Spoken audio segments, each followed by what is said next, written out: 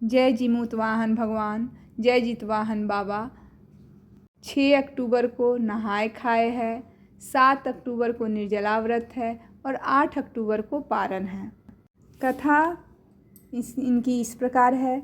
नर्मदा नदी के तट के पास एक कंचनबटी नाम का नगर था, जो कि बहुत प्रसिद्ध नगर था। उस कंचनबटी नाम के नगर का राजा माल्यकेतु था, जो उस पर अपना राज चलाता था। नदी के पश्चिम दिशा की ओर एक मरुभूमि थी, जिस मरुभूमि को बालूहट्टा नाम से लोग जानते थे। वहाँ पर एक विशाल बहुत बड़ा घना पेड़ था और उस पेड़ पर एक चील रहती थी, जहाँ पर वह अपना रैन बसेरा करती थी।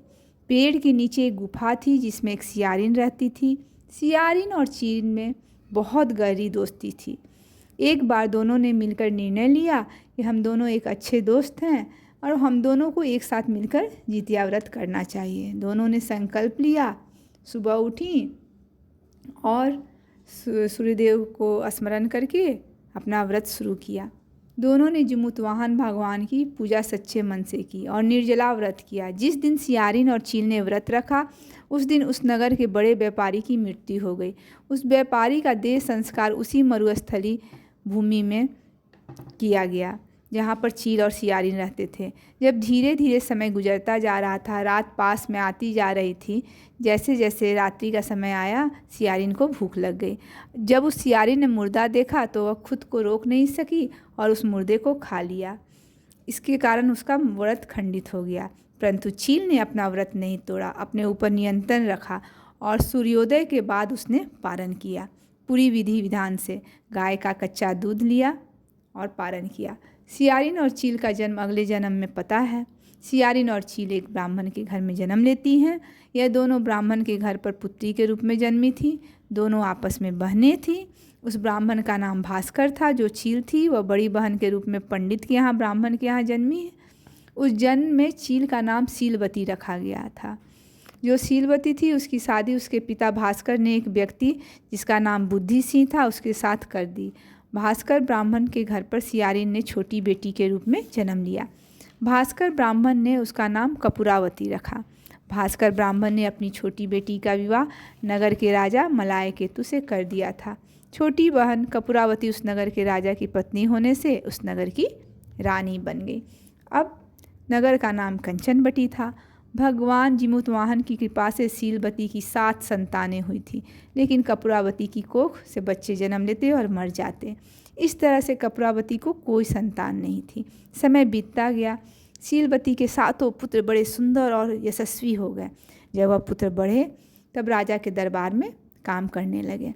तब कपूरावती ने उन 7 पुत्रों को देखा, तब उसको ईर्ष्या होने लगी। कपूरावती ने राजा से कहकर उन 7 पुत्रों के गर्दन कटवा दिए। उसने नए बर्तनों में कटे हुए सिर रखकर लाल कपड़े से ढककर सीलवती के पास भिजवा दिया।